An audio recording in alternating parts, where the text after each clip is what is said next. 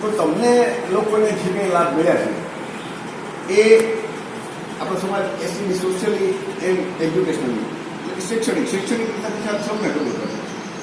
Socially સામાજિક backward class કોને કહેવાય?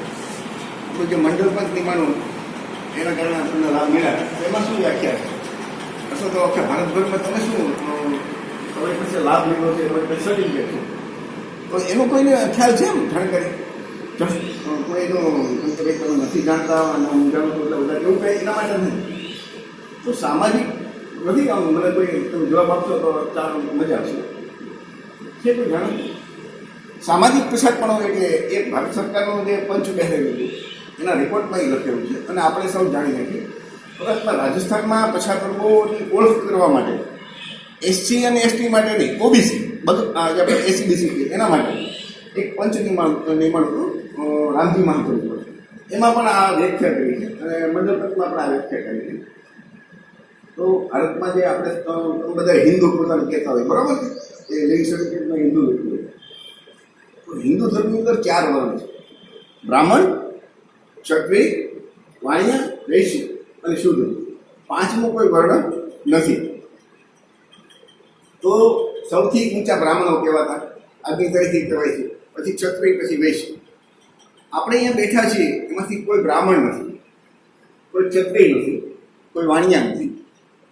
તો બાય ડિફોલ્ટ આપણે શૂદ્ર વર્ણમાં જે હિન્દુ છીએ, બરાબર? તો શૂદ્ર વર્ણમાં આપણી જાતિઓ છે એ હલકા વર્ણ, નીચી જાતિઓ કહેવાય. કોઈ પણ તમે માનો કે ટ્રેનમાં જતા હોય કે બસમાં કે બારગામ ગયા હો અને કોઈ પૂછે તમે કઈ જ્ઞાતિના, તો સામાન્ય રીતે કોઈ સમાજનો મિત્રો હોય તો એ થોડોક ખચકાડી હું કોળી કહીશ તો મને નીચી જાતિનો ગણશે તો આમ તેમ.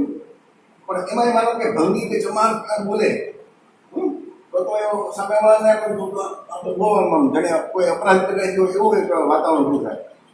આપણે છોકરાઓ કે નોકરી કરતા હોય, બારગામ થાય તો એ જાતિ બતાવી નથી શકતા, એટલા માટે દુકાન ભાડે ન આપે કોળી કહેતો.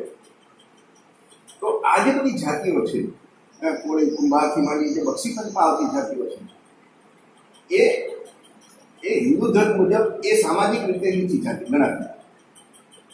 એના કારણે એ સોશિયલી બેકવર્ડ એને બક્ષીપંચમાં, એસસીબીસીમાં કે ઓબીસીમાં લેવામાં આવ્યા.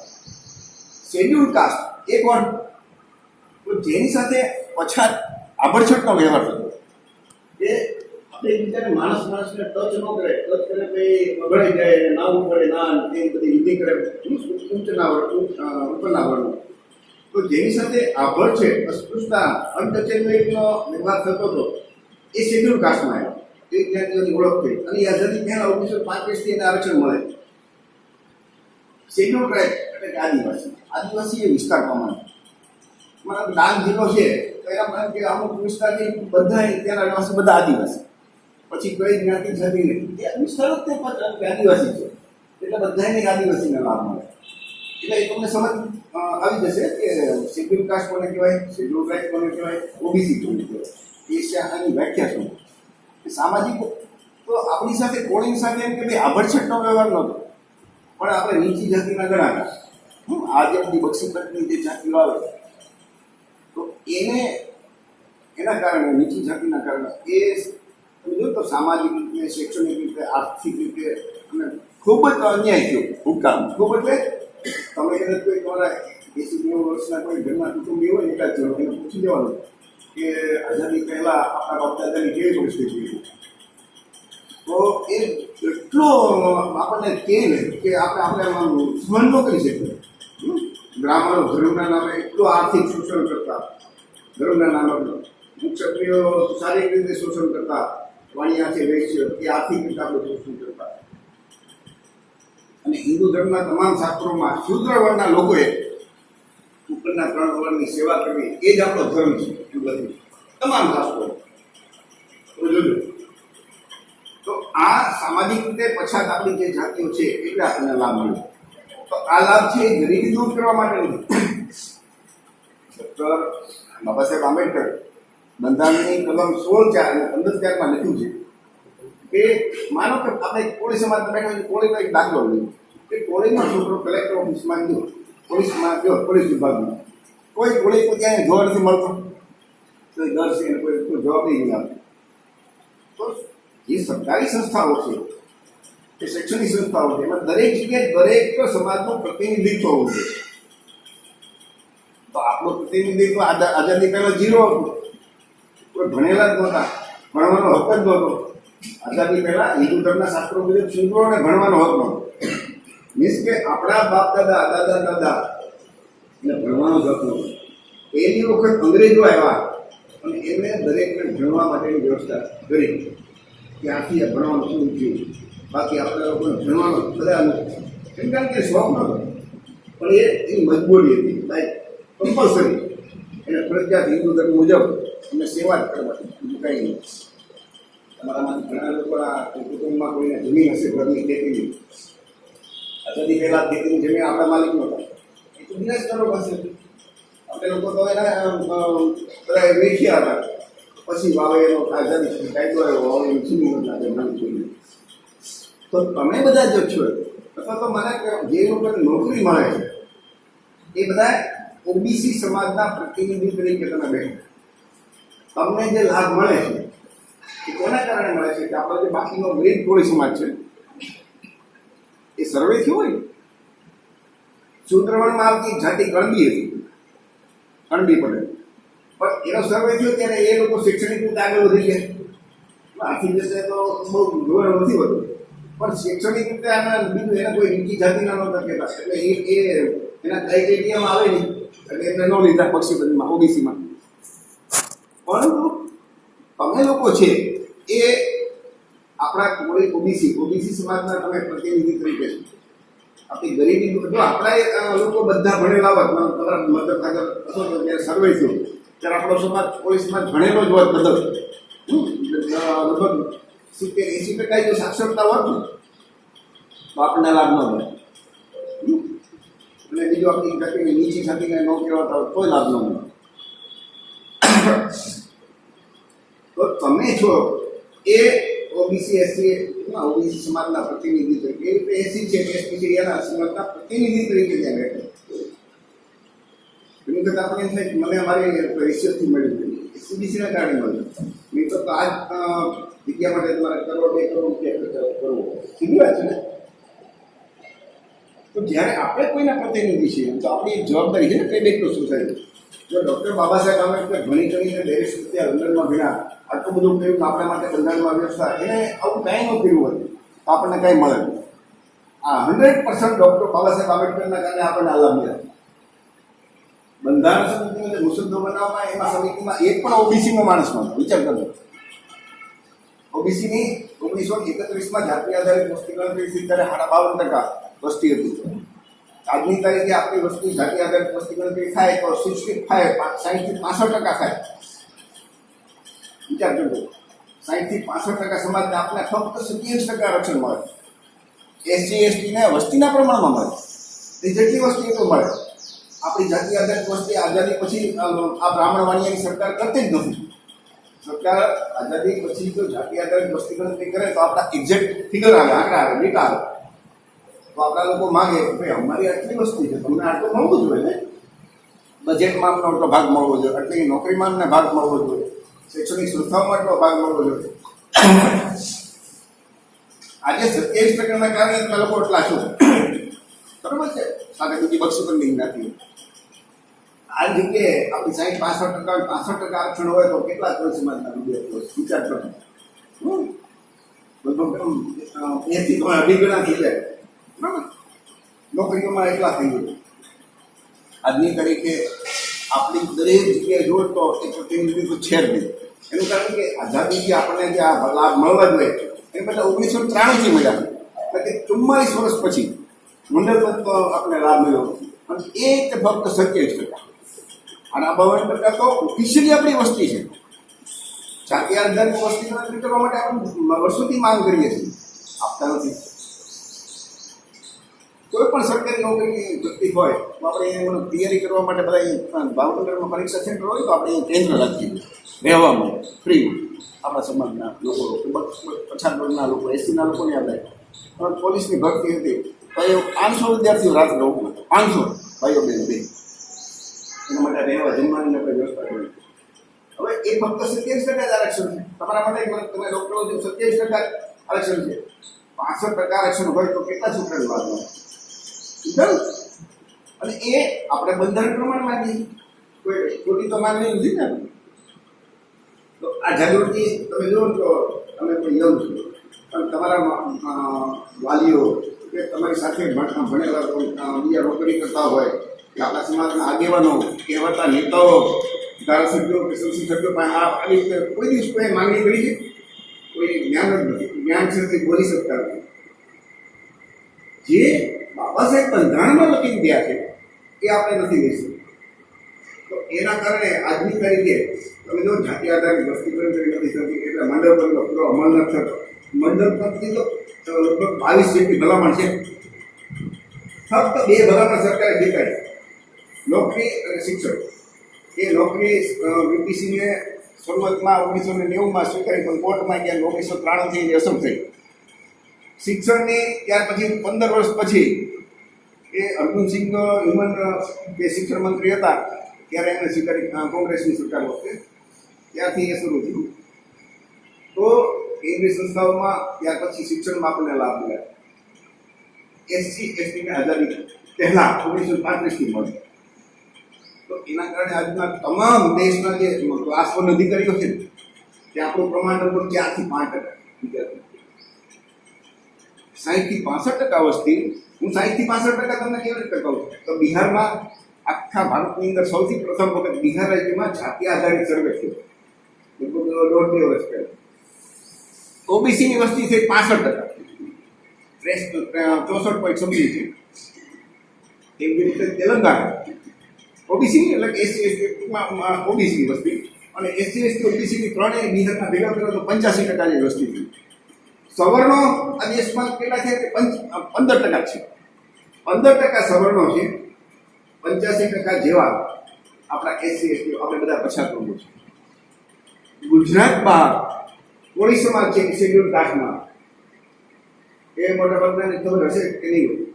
ગુજરાતમાં જ આપણે ઓબીસીમાં બક્ષીકરણ માંગીએ. ગુજરાત બહારનો કોળી છે એ શેડ્યુલ કાસ્ટમાં.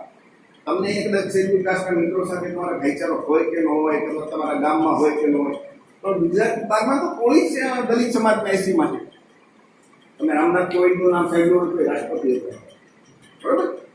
એ શેડ્યુલ કાસ્ટના હતા, દલિત સમાજના હતા, અખિલ ભારતીય કોળી સમાજના પ્રમુખ હતા. એનો મતલબ કે તમે રાજસ્થાન જાઓ, હરિયાણા, બિહાર, મોટા ભાગના રાજ્યોમાં શેડ્યુલ કાસ્ટમાં આવે કોળી સમાજ. ગુજરાતમાં ઓબીસીમાં આવે છે, મહારાષ્ટ્રમાં શેડ્યુલ ટ્રાઇબમાં પણ આવે છે, કર્ણાટકમાં પણ એસટીમાં પણ આવે છે અને ઓબીસીમાં પણ આવે છે. એટલે મોટા ભાગે કોળી સમાજ એસસી એસટી અને ઓબીસીમાં વહેંચાયેલો છે. એમાં સૌથી વધારે એક જ સ્ટેટમાં વસ્તી હોય તો ગુજરાતની અંદર કોળી ઠાકોરજી, કોળી સમસ્ત કોળી સમાજની બધી પેટા જાતિ છે. ઠાકોરથી માણસ તળપદા, ચુવાડિયા, ગેડિયા, બધી. પણ અંદાજે આપણે કહી શકીએ કે 35 થી 40% વસ્તી આપણી હશે. કેમ કે 1931માં જે ડેટા આવ્યો ને ત્યારે આપણી વસ્તી 24 થી 25% જોઈએ. ત્યાર પછી આપણી વસ્તીમાં વસ્તીમાં પુષ્કળ જ્ઞાતિઓ આવી, અને ટૂંકમાં કોળી સમાજની રીતે તમે જુઓ તો જે જનસંખ્યામાં વધારોમાં એમાં આપણા સમાજ સ્વાભાવિક રીતે વધારે પડે. તો અત્યારે અમે માનીએ છીએ કે ઓછામાં ઓછું આપણી વસ્તી 35 થી 40% હશે. સર્વે થતો નથી. એવો જ સર્વે થયો તેલંગાણા, એ લગભગ 1.5 મહિના પહેલા જ થયો. તેલંગાણા સ્ટેટ છે ત્યાં જાતિ આધારિત સર્વે છે, ત્યાં એસટી એસટી ઓબીસીની વસ્તી થઈ 85%. આ ભારત સરકાર છે એ શા માટે નથી કરાવતું? તો આઝાદીથી શાસન હંમેશા બ્રાહ્મણ વાળિયા લોકો પાસે ગયું. એને ખબર છે કે જો જાતિ આધારિત વસ્તુ ગણતરી કરાવશું તો ડેટા આવશે તો આ લોકોની પાસે બધા હક માગશે. એ હક માગશે, નોકરીમાં માગશે, બજેટમાં માગશે, દરેક જગ્યાએ રોજગારમાં, ધંધામાં માગશે, ખેતીમાં માગશે. મંડળ પંથની જે ભલામણો છે ને એ ભલામણ સિવાયની બાકી તો કે જમીન સુધારણા બે. તો એસસી એસટી ઓબીસી પાસે મોટા ભાગે ખેતીની જમીન નથી. જમીન બધી ગિરાસદારો કે પટેલો એની પાસે. તો ખેતી જમીન સુધારણા કાયદો આવે કે 100 વીઘાથી વધારે હોય બધે લઈ એકવાર કરી લો, અને જેને નથી આપી તો ધરખમ જમીન તમારે આવે, અને જે નથી એને મળે. મકાન બનાવવા માટે જમીન મળે, ધંધા માટે તમને બધાની સંતોષ લાવવા માટે આપણે કોઈથી આગળ નથી જોયું, પણ આપણે સંતોષ લેવા માટે થઈને તો આપણે આપણો હક છે આઝાદી, આ દેશ આપણો છે, તો એ નથી મળતો. તો આવી બધી જે આપણા સમાજને આગળ લાવવાની યોજનાઓ બનાવે એ જાતિ આધારિત વસ્તી ગણતરી નથી થતી એટલે બંધ છે. મંડળ પંચનો પૂરો અમલ નથી થતો. અત્યારે વર્તમાન સમયમાં જે આપણા ભારતમાં લોકશાહી છે તો તમે જુઓ તો જે સરકાર એ લોકશાહીના 4 પાયા છે કે એ 4 પાયા ઉપર આખી લોકશાહી ચાલતી હોય. તો સંસદ ને ધારાસભા એમાં આપણો ક્યારેય કબજો નથી. આપણા ધારાસભ્ય કે સંસદ સભ્ય હોય પણ એ કોંગ્રેસ કે ભાજપના હોય એ એને કરવું પડે. એ એટલું જ પાણી પી શકે, એનાથી વધારે આપણી જાતિ આધારિત વસ્તી ગણતરી કરવા માટે, મંડળ પંચનો પૂરો અમલ કરવા માટે, આપણે વસ્તીના પ્રમાણમાં આરક્ષણ આપવા માટે એક પણ ધારાસભ્ય, એક પણ સંસદ સભ્ય બોલી શકતા નથી. મેં તો કેટલાય સાથે વાત કરી જેમ કે ભાઈ અમે બોલીએ તો અમે પાર્ટીમાંથી કાઢી મૂકે, તમને ટિકિટ ન મળે. એવું નથી કે પોલીસમાં એને બહુ, પણ એ તો એ પક્ષના નામે ચૂકાય છે, એ વ્યક્તિગત હેસિયતથી કોઈ નથી ચૂકાતા. તો પક્ષ કે તો પક્ષ તો બ્રાહ્મણ વાણિયાના છે, ભાજપ કોંગ્રેસ બધા આપે તે બ્રાહ્મણ વાણિયાના પાર્ટી. તો બાબા સાહેબે તો આપણને જે મતનો અધિકાર આપ્યો, ભારતમાં સૌથી આપણી પાસે બેસ્ટ અધિકાર હોય તો વોટ, મતનો આપણી કિંમત, જે મતની કિંમત, તમારી મતની કિંમત અને વડાપ્રધાન નરેન્દ્ર મોદી કે રાષ્ટ્રપતિ દ્રૌપદી મુર્મુ બધાના મતની કિંમત સરખી. તમે જો ને બે સેમ જ લાઈન લાવીને સેમ જ એનો કિંમત થાય. આપણે આપણા મતની કિંમતનો આપણે યોગ્ય ઉપયોગ ન કરી શકીએ અને આજે નથી કરતા. જે લોકો આપણને હકીકત નથી આપતા, હું એને તમને એક પત્રિકા આપીશ. આ પત્રિકામાં તમને બધાને મુદ્દા સમજાશે એટલે હું ડિટેલ આપી મને તો સમય નથી હું તમને સમજાવું, પણ કેટલાક મુદ્દા છે, 25-30 મુદ્દા.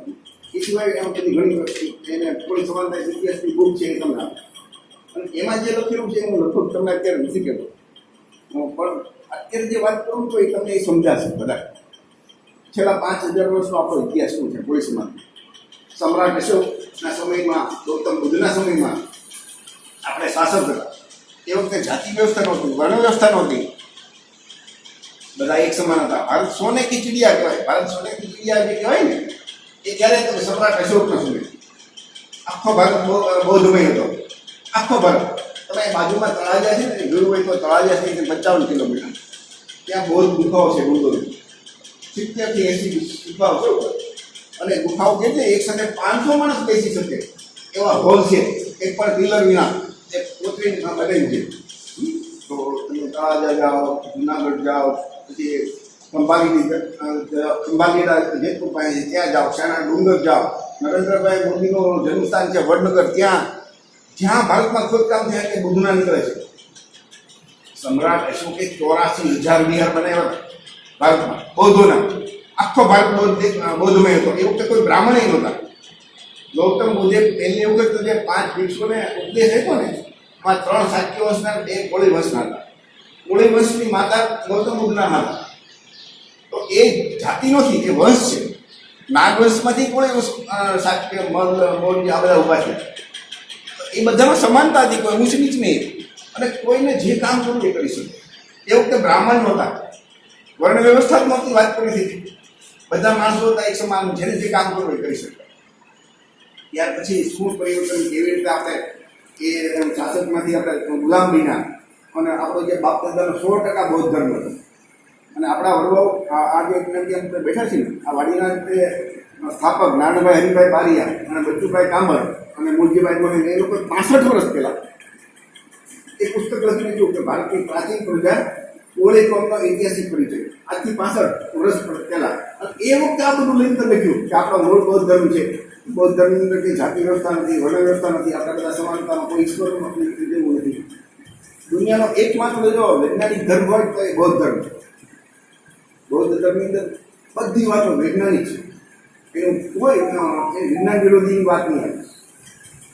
એ આપણો બૌદ્ધ ધર્મ છે. એ આ બધું બુકની અંદર લખ્યું, એ તમે વાંચો તો તમને સમજાશે. હું અત્યારે જે વાત છે કે તમને બંધારણમાં જે હક મળ્યા છે એ આપણે કેમ લઈ નથી શકતા.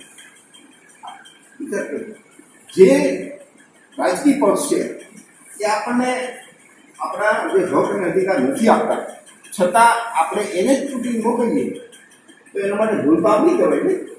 બાબા સાહેબે તો વ્યવસ્થા કરી છે 5 વર્ષે ગમે એવો રાજા હોય ને એને તમારી પાસે આવવું પડે માગવા માટે. તો આપણે કેમ ખુદ શાસક નથી બનતા? એ તમને વિચાર બુકની કરી બધું મેં સમજાવ્યું લખ્યું છે આપણે ઇતિહાસમાં. 5000 વર્ષના ઇતિહાસમાં વૈદિક યુગ ક્યારે હતો નહીં. ચાણક્ય નામનો કોઈ પાત્ર જન્મ નથી. બૌદ્ધ ધર્મ 5000 પહેલા 4000 વર્ષ બૌદ્ધ ધર્મ હતો. સમાજ સંસ્કૃતિ છેલ્લા 1000 વર્ષથી બ્રાહ્મણ ધર્મ આવ્યો. એ બૌદ્ધ ધર્મનું બ્રાહ્મણીકરણ કરી નાખ્યું. બૌદ્ધ ધર્મના જે વિષ્ણુ, શિવા, વિનાયક, ગણપતિ, વાસુદેવ, કૃષ્ણ આ બધા બૌદ્ધ ધર્મના મહાયાન પરંપરા અને વજ્રયાન પરંપરાના અવલૌકિક ઈશ્વર બોધિસત્વ હતા. એનું બ્રાહ્મણીકરણ કરી અને બ્રાહ્મણ લોકોએ છેલ્લા 1000 વર્ષથી આ એનો ધર્મ ચલાવે છે. એમાં પોતાને શ્રેષ્ઠ જાહેર કર્યું. આ બુકની અંદર તમે બરોબર તમે અહીંયા બેઠા છો બધા પોતાને હિન્દુ કહેતા હશે, બરોબર છે. તમારી સાથે કોઈ મુસ્લિમ છોકરો હોય એને જો પૂછો કે તું એનું પુરાણ વાંચ્યું છે તો હા વાંચ્યું છે, જોયું છે. આપણે બધા પોતાને હિન્દુ કહેતા હોય. તમારામાંથી વેદ કેટલાય વાંચે? હિન્દુ ધર્મ સૌથી વધારે વેદ કેટલાય વાંચે? કોઈ મોટા ભાગે વેદ જોયા જ નથી. પુરાણ વિષ્ણુ પુરાણ કોણે જોયું છે? ભાગવત પુરાણ કોણે જોયું છે? મનુસ્મૃતિ કોણે વાંચી છે? વાલ્મીકી રામાયણ કોણે વાંચ્યું છે? તો આપણે પોતાને હિન્દુ કહીએ છીએ આપણે, પણ હિન્દુ ધર્મના એક પણ શાસ્ત્રો આપણે વાંચ્યા નથી. ભાવનગરની અંદર મેં આ બધા પુસ્તકો વાંચ્યા. અને બીજું એક ભાવનગરમાં એક વ્યક્તિ છે વાંચનાર, ડૉક્ટર પંકજભાઈ સરવૈયાનું તમે MBBS છે. એમના ફાધર ઓગણભાઈ સરવૈયા એ શિક્ષક હતા, નિવૃત્ત થઈ ગયા. એ ઓગળી દાદાએ વેદ વાંચ્યા છે. આ બધા એના ગ્રંથો વાંચ્યા અને વાંચીને એક એકની ટિપ્પણી એની લખતા ગયા, એક ફાઇલ બનાવતા ગયા. અમે લોકો ઘણી બધી સાથે ચર્ચા કરતા. અત્યારે તેની યાદદાસ્ત ઘણી કમજોર થઈ ગઈ છે. આમ એમના શું થાય તમારે ઓગણદાદાની વાત તો બરોબર ને. એ ઓગણદાદાએ આ બધું વાંચ્યું તો એને સત્ય સમજાણું. તો એ હિન્દુ ધર્મના એક પણ કર્મકાંડ એના ઘરે નહીં થાય. બ્રાહ્મણ ધર્મના જે કર્મકાંડ જન્મથી મરણ સુધી ક્યાંય બ્રાહ્મણ નામનું પ્રાણી નહીં. બરોબર બરોબર. મારી સાથે મને હું સ્ટેટ બેંક ઓફ ઇન્ડિયામાં નોકરી કરતા, મારી સાથે કોઈ બ્રાહ્મણ નોકરી કરતો મારા ઘરે પ્રસંગો આવે જુદી વાત છે, પણ કર્મકાંડના નામે એમ નહીં. મારા બાળકોને મેં લગ્ન કર્યા ત્યારે બ્રાહ્મણ નથી. તો આ હિન્દુ ધર્મ છે એ બ્રાહ્મણ ધર્મ જેને કહી શકીએ. એના તમામ શાસ્ત્રોમાં શૂદ્ર વર્ણના લોકો માટે, શૂદ્ર વર્ણ એટલે આપણે આવી જઈએ, એટલું ખરાબ લીધું છે કે તમે વાંચો તો તમારાથી સહન ન થઈ શકે. વચ્ચે એક કથાકાર હતો, રાજુભાઈ કથાકાર. એમને જાહેરમાં એ કથા કરતા એમ કહેતા કોળી ઠાકોર નીચ અને નાલાયક લોકો છે. આવું બોલ્યા. લગભગ 1.5 વર્ષની પહેલાની વાત છે. તો આખા ગુજરાતના કોળી સમાજના લોકો, ઠાકોર સમાજના લોકોને આક્રોશ થયો. તમને કેમ અમે આવું કહીશું કે અમારા સમાજ વિશે? અને આંદોલન થયા, રેલી કરી, રાજુભાઈને ઘેરી લીધા. રાજુભાઈ તો એ હાથ ધોરી પગે કે તમારી ગાય છું, બકરી છું ને એ બહુ માફી માંગી એને કે ભાઈ મારી ભૂલ થઈ ગઈ. એક રાજુભાઈ કથાકાર આવું બોલે તો કોઈ સમાજ આક્રોશિત થઈ શકે. તો હિન્દુ ધર્મના તમામ શાસ્ત્રોમાં આ લખેલું છે. એટલે એ ટૂંકમાં જ મને કેવું છે, પણ હિન્દુ ધર્મના તમામ શાસ્ત્રોમાં આ વાત લખી છે. અને છતાં આપણે ગર્વ કરીએ. દાખલા તરીકે તમે રામને માનો છો, બરોબર? ભગવાન રામે શૂદ્ર વર્ણના શંભુકની એટલા માટે હત્યા કરી કે શૂદ્ર હિન્દુ ધર્મના શાસ્ત્રો મુજબ તમને આપણે શૂદ્રોને ભણવાનો જ હક નથી. તમે બધા ભણો છો એ હિન્દુ ધર્મના શાસ્ત્રો મુજબ ગુનેગાર છો. અને એ ગુનો ભગવાન રામના સમયમાં, જો રામાયણ અને મહાભારત કાલ્પનિક વાર્તા છે, ઐતિહાસિક ગ્રંથ નથી. અને તમે અત્યારે જે બધા AI છે ને, આ જે હમણાં નવું ગ્રોક આવ્યું ને એલોન મસ્કનું, એ ગ્રોકને પૂછજો, એ તમને કહેશે કાલ્પનિક. એ ગ્રોકને મેં પૂછ્યું હતું ગઈકાલે, એવું રામની વાત કરીને તમારા ઉપર બીજું મેં પૂછ્યું હતું ગઈકાલે કે ભગવાન રામ છે એ શંભુકને એટલા માટે હત્યા કરે કે એ પોતાના 3 વારની સેવા કરવાને બદલે એ પોતે ભણવું હતું, એ જપ તપ કરતો હતો. એટલે ભગવાન રામ એમ કહે છે કે તારે તારા ધોરણ પ્રમાણે તારા સેવા જ કરવાની છે, અને તું નથી કરતો એટલે એની તલવારથી માથું કાપીને એની હત્યા કરે છે. આ મેં થોડુંક બુકમાં લખ્યું તમે આપણે યુટ્યુબમાં કે એમાં તમે કે ભગવાન રામે શંભુ કે શા માટે કર્યું એ લડતો એટલે પૂરેપૂરું આવી જશે. ગઈકાલે મેં ગ્રોપને પૂછ્યું હતું કે ભારતમાં એમબીબીએસની કુલ કેટલી સીટ છે? તો 1,18,000 એને મને કીધું અંદાજે. હા, એમાંથી આરક્ષિત સીટ કેટલી છે એસસી એસટી ઓબીસીમાં? તો લગભગ 30-35,000 જેવી. એટલે બાકીની તો ઉપર જ છે. એમાં સરકારી કરીએ તો લગભગ 55-60,000, બાકીની ખાનગી છે. ખાનગીમાં પેમેન્ટ સીટ છે. પેમેન્ટ સીટ ઉપર કેટલી? તો કે લગભગ 35,000 જેવી તો ફીસ આપીને લોકો ડોક્ટર બને. વિચાર કરજો. હવે આરક્ષિત ઉપર સીટ ઉપર એમબીબીએસ કે તમારા ઉપર કેટલા સવાલ ઉભા કરે, કેટલી વખત સોશિયલ મીડિયામાં તમે તો અનામત વાળા, પરંતુ એ લોકો પૈસા આપીને ડોનેશન કે આપીને જે પેમેન્ટ સીટ લે છે ત્યાં કોઈ પૂછે છે? મેં એને બીજો સવાલ પૂછ્યો કે દર વર્ષે વિદેશમાં કેટલા ભણવા જાય છે અંદાજે? એમાં તો કોઈ ટકાવારી જોતા નથી, મેરિટ કઈ જોવાની નથી. તો એ 35,000 જેટલા મીન્સ કે જે ટોટલી એસસી એસટી ઓબીસીના છોકરાઓ એટલા તો વિદેશમાં ભણવા જાય છે. જે પૈસાદારોના છોકરા પેમેન્ટ સીટ કોણ લે કે પૈસાદારો? મારે તમારે આપણા સમાજના તો લે કે પેમેન્ટ સીટ. તો આ બધી વસ્તુઓ આપણે વિચાર કરીએ કે 1,18,000માંથી ખાલી આપણા ભાડે પર થઈ જાય.